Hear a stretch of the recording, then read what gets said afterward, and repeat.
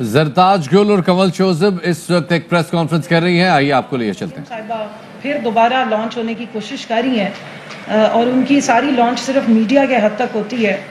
اس پہ تھوڑا سا، اور کل انہوں نے اور آج بھی کچھ سوالات اٹھائے اور اپنے والد صاحب کی طرح، کیونکہ انہیں بھولنے کا بہت زیادہ مرض ہے، تو بہت حیرت کا اظہار کرتی رہیں اور 73 سالہ پاکستان کی ہسٹری کے بارے میں بھی بیان کرتی رہیں کہ ایسا پتہ نہیں کب ہوتا رہا ہے، کیسے ہوتا رہا ہے۔ تو میں صرف ان کو یاد کرا دوں کہ پاکستان کی 20-22 سال کی ہسٹری کو چھوڑ کے باقی سارا ٹائم آپ اس دنیا میں بھی موجود تھیں، اس ملک میں بھی موجود تھیں، اور آپ کے والد صاحب حکومت میں بھی موجود تھے، اور یہ آپ ہی کے گھر کی کہانی ہے جس پہ آپ حیرت کا اظہار کرتی ہیں۔ تو پوائنٹ وائز جو سوالات وہ اٹھاتی رہی ہیں ان کا تھوڑا سا جواب دینا بنتا ہے۔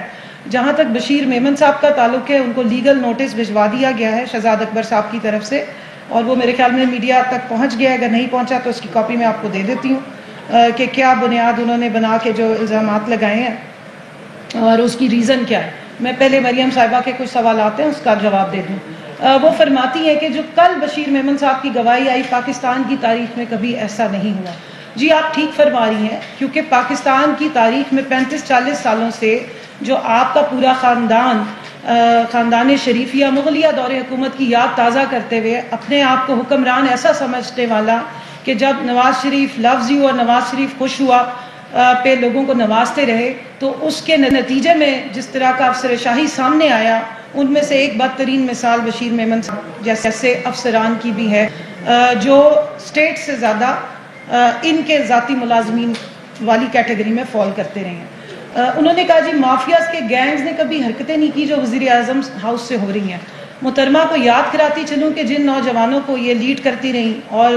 پرائم منسٹر آفس میں ایک میڈیا سیل بنا کر، اور پرائم منسٹر آفس کے میڈیا سیل کو چلانے والا جو ان کا پرسنل ان کے لیے کیمپین چلاتا تھا، اس کو planning development and special initiatives میں، جو اب اسپیشل انیشیٹوز ہے، احسن اقبال صاحب نے ایک ہیوی اماؤنٹ پر، ایک ہیوی پیکج پہ وہاں پہ ہائرنگ کی ہوئی تھی، اور وہ ان کے ذاتی ملازم کے طور پر پرائم منسٹر ہاؤس میں میڈیا سیل ان کا رن کرتے تھے، اور یہ کس حیثیت سے اوباما کی بیگم کے ساتھ جا کر پاکستان کے بچوں کے لیے تو پیسے مانگتی رہی، ساتھ اپنی بچیاں کھڑی کر کے، اور بہت ساری انہوں نے اچھی اچھی باتیں کی، لیکن آپ لوگوں کو میرے سے زیادہ پتہ ہوگا کہ وہ فنڈ پھر کہاں گئے اور یہ کس حیثیت سے پرائم منسٹر ہاؤس میں بیٹھی رہی ہیں۔ جہاں تک مافیاز کی انہوں نے بات کی، دیکھیں سسیلین مافیا پہ انہوں نے بڑی حیرت کا اظہار کیا کہ اچھا یہ ہوتے ہیں۔ سپریم کورٹ جس کا وہ مقدمہ لڑتی ہیں آج کل، کیونکہ اب 900 چوہے کھا کے بلی چلی حج کو، پہلے یہ وہی سپریم کورٹ ہے جس کے 5 آنریبل ججز نے ان کے لیے پاناما کیس کے جو نتیجے میں فیصلہ آیا اس میں سسیلین مافیا کا ذکر کیا، اور اس میں ترچھے ہیٹ والوں کا، اور کس طرح ہر ادارے میں اپنے لوگوں کو ڈیپلی انٹرینچ کر کے، ڈیپ روٹڈ بٹھا کے، اور ان سے اپنے لیے کام لیے جاتے ہیں، اس کا ذکر سپریم کورٹ نے کیا۔ اور ہم تو سپریم کورٹ کے ہر فیصلے کو منون مانتے ہیں، اس کی رسپیکٹ کرتے ہیں، لیکن ان کا مسئلہ یہ ہے کہ یہ سلیکٹیو محبت رکھتے ہیں۔ کچھ لوگوں کے لیے یہ مقدمہ اور ان کے لیے یہ باہر آ جاتے ہیں، لیکن اگر ان کے اگینسٹ کوئی فیصلہ آ جائے تو یہ پورے کورٹ پہ اٹیک کر دیتے ہیں۔ اب آپ کو یاد ہوگا جسٹس سجاد علی شاہ صاحب نے ایک انٹرویو بھی دیا ہے جن کے اوپر اٹیک کیا گیا، اور یہی محترمہ تھی جن کو آج 73 سال کی ہسٹری یاد نہیں رہی پاکستان کی، ان کے والد صاحب کی سرکردگی میں ڈنڈے سوٹے لے کے جو ان کے ساتھ لیفٹ رائٹ ان کے خاندانی غلام کھڑے ہوتے ہیں، وہی شکلیں آپ کو نظر آئیں گی جنہوں نے سپریم کورٹ پہ حملہ کیا۔ پرانی تصویریں نکالیں آپ کو نظر آ جائے گا۔ اس کے علاوہ انہوں نے کہا جج ارشد ملک صاحب کی ویڈیو میرے تک پہنچی۔ سوال یہ بنتا ہے کہ وہ ویڈیو ان تک پہنچائی کس نے؟ میرے خیال میں آپ سب کو ایک محترم کا نام یاد ہوگا، ان کے بڑے قریبی شخص تھے ناصر بٹ صاحب۔ ان سے پوچھا جائے کہ آپ ججز سے پرسنل لیول پہ جا کے کیسے ملتے رہے؟ یہ وہی جج ملک صاحب تھے جن کو مدینے میں ان کے بھائی صاحب مل رہے ہیں، یہ وہی جج صاحب تھے جنہیں جاتی عمرہ میں نواز شریف صاحب خود بلا کے اور ان سے بات چیت کریں، کس حیثیت میں؟ اور جیسے انہوں نے بیان کیا، وہ آڈیو ہم سب کو یاد ہے جس میں چھوٹے میاں صاحب بڑے میاں صاحب کا پیغام جسٹس قیوم صاحب کو بیان فرما رہے ہیں، ان کی فرمائش پیش کر رہے ہیں کہ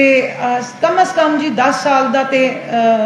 ہونی چاہیے، تو انہوں نے کہا نہیں کم سے کم 7 سال کی ہم کر سکتے ہیں۔ کس کے بارے میں وہ بیان دے رہے تھے جو قید کرنی تھی؟ وہ بے نظیر صاحبہ اور زرداری صاحب تھے۔ جن کو انہوں نے کچھ عرصہ پہلے بقول ان کے اپنا سیاسی ابو بنایا. تو اگر کیسز بنانے ہوں اور کیسز ناجائز کیسز میں قید میں رکھنا ہو تو اس کی اگر کوئی روشن مثالیں آپ نے دیکھنی ہے سیاسی آپ وکٹمائزیشن کی تو وہ آپ کو نظر آئیں گی نون لیگ کے دور میں, جب نیب کے چیئرمین سیف الرحمان صاحب تھے اور 11 سال کے جو کیسز کرونا پیپلز پارٹی روتی ہے اس کو ذرا چیک کریں کہ وہ بنانے والے کون تھے. وہ انہی کے والد صاحب تھے, انہی کے چچا جان تھے, اور ظاہر ہے کہ اس کی الٹیمیٹلی اسی میں ان کی جو ہے یہ پالی پوسی گئی ہیں. انہوں نے کہا جی کہ دنیا میں آپ کی فلائٹس اور پاسپورٹس پر پابندی لگ رہی ہے. مجھے حیرت ہو رہی ہے, ان کو کوئی اسٹیٹسٹکس جو لکھ کے دیتا ہے وہ غلط ہوتے ہیں. میں یاد کراتی چلوں, ان کے والد صاحب کے دور حکومت میں پاکستان کا ایک طیارہ جرمنی چلا گیا, پاکستان انٹرنیشنل ایئر لائن کا, اور وہ سوئے رہ گئے, کسی کو ہوش ہی نہیں تھا. یہی پاکستان انٹرنیشنل ایئر لائن تھی جس پہ ولیمے اور بارات کی پوری ان کے خاندان کی سواریاں جایا کرتی تھیں میرے اور آپ کے ٹیکس پیئر کے پیسوں سے. یہی پاکستان انٹرنیشنل ایئر لائن کے چارٹرڈ طیارے تھے جو لندن جایا کرتے تھے, اور کیونکہ لندن کا ان کا جو گھر تھا وہ کیمپ آفس ڈکلیئر تھا تو پوری کابینہ کی میٹنگ ہی لندن میں ہوتی تھی. اور وہ شاید آپ سب بھائیوں کو یاد ہوگی کہ اس میں پاکستان انٹرنیشنل ایئر لائن کے طیارے پہ لے جایا گیا تھا جب نواز شریف صاحب بالوں کے سرجن سے ہارٹ کی سرجری کرانے گئے ہوئے تھے. تو یہ اس زمانے کی بات ہے. اور یہ اب تو پاکستان انٹرنیشنل ایئر لائن جو ہے اس نے ریوائیو کر لی. ان کے دور حکومت میں تو جو فلیٹ کتنا 250 کا تھا وہ کتنا رہ گیا. تو اب یہ ساری باتیں کر کے میں ان کو صرف یاد دہانی کرانا چاہ رہی ہوں محترمہ کو کہ اتنی معصومیت جو یہ شو کر رہی ہوتی ہیں اس میں فرماتی ہیں کہ پیپلز پارٹی اگر استعفے دے دیتی تو شاید حکومت گر جاتی. تو ان کی ایک دن ایک زبان ہوتی ہے, دوسرے دن دوسری زبان ہوتی ہے. کبھی یہ سیاسی انجینئرنگ کے لیے حسرتیں بھرتی ہیں, کبھی یہ کسی کا کندھا تلاش کرتی ہیں. جس طرح زرتاج صاحبہ نے فرمایا کہ اب آپ انتظار کریں اور 5 سال بعد جس وقت پاکستان تحریک انصاف کی حکومت 2/3 میجورٹی کے ساتھ انشاءاللہ واپس آئے گی اپنی کارکردگی کی وجہ سے, تو پھر ہم آپ سے مزید بات کریں گے اور مزید اداروں کے میں جو بہتری آ سکتی ہے وہ بھی کریں گے. میں صرف جس طرح بشیر میمن صاحب نے باتیں کی ہیں, اگر کسی بیوروکریٹ کی باتوں کی اہمیت ہے تو میں آپ سب کے ساتھ ریکارڈ پہ لانا چاہتی ہوں جو پاکستان کی طرف سے انڈین ہائی کمشنر لگائے گئے تھے جناب عبد الباسط صاحب کے بیانات کو بہت سیریس لیجئے, جس میں انہوں نے بتایا کہ کشمیر کی پالیسی میں اسٹیٹ کی یہ بات تھی کہ حریت کے لیڈرز کے ساتھ ہم نے چلنا ہے, جبکہ نواز شریف صاحب اس کے اپوزٹ مودی صاحب کے ساتھ چلتے تھے. جس میں انہوں نے کہا کہ پٹھان کوٹ کا واقعہ جو ہوا تھا اس میں غلط FIRیں اپنے گجرانوالہ کے لوگوں پہ کٹائی گئی. جس میں انہوں نے بیان فرمایا کہ سلمان شہباز صاحب مہینے میں 1 دفعہ ضرور فون کر کے اور مختلف جو ویزاز ہیں وہ کہا کرتے تھے کہ ان کو لوگوں کو ہندوستانی لوگوں کو دے دو. جس میں انہوں نے بتایا کہ ان کے کاروباری انٹرسٹ تھے انڈیا میں. جس میں انہوں نے بتایا کہ 2 ایسے ویزاز بھی دیے گئے جو بہت اسپیشل تھے اور بغیر کسی پوچھ پرتیت کے دیے گئے. جس میں انہوں نے بتایا کہ محترم نواز شریف صاحب سجن جندال کو چاہتے تھے کہ وہ بلوچستان میں کول مائننگ میں انویسٹمنٹ کریں. اور جس میں انہوں نے بتایا کہ کلبھوشن یادو کے کیس کو جس طریقے سے ڈیل کیا گیا جس سے وہ ایگری نہیں کرتے تھے, جس سے اسٹیٹ ایگری نہیں کرتے تھے, تو ان کو محترمہ کو یاد دلانا چاہتی ہوں کہ prime minister house, prime minister office state کے خلاف تخریب کاریاں اور جو سازشیں اس کے لیے آپ کے والد محترم کے دور میں سب سے زیادہ استعمال ہوا. اور سب سے زیادہ اس میں اگر کسی نے رول پلے کیا تو میں یاد دہانی کے لیے ریکارڈ پہ لا رہی ہوں ڈان لیکس, جس میں یہ بھی شامل تھیں. تو آج کا پاکستان جو پرائم منسٹر ہاؤس ہے یا آفس ہے وہ غریب عوام, وہ کامیاب جوان پروگرام, وہ احساس پروگرام, وہ صحت کارڈ, وہ کسان کارڈ, وہ کنسٹرکشن انڈسٹری کا ریوائیول, وہ ہاؤسنگ فائنینس کس طرح ہونی ہے, غریبوں کے لیے مکان کیسے بننے ہیں, غریبوں کے لیے کس طریقے سے ان کو اوپر لایا جائے گا, ان کاموں کے لیے استعمال ہوتا ہے. پاکستان کی عوام کے خلاف جو مافیا ہے اس کے اگینسٹ ہی استعمال ہوگا, لیکن پاکستان کی عوام کے لیے پرائم منسٹر آفس جو ہے وہ استعمال ہوتا ہے. تو آپ حوصلہ رکھیں انشاءاللہ. اور یہ جو فیکٹس ہیں عبد الباسط صاحب کی بورڈ ہے اس پہ میں سمجھتی ہوں کہ عدلیہ کو بھی نوٹس لینا چاہیے. اس حساب سے تو آرٹیکل 6 بنتا ہے جو انہوں نے ریزرویشنز اٹھائی تھی.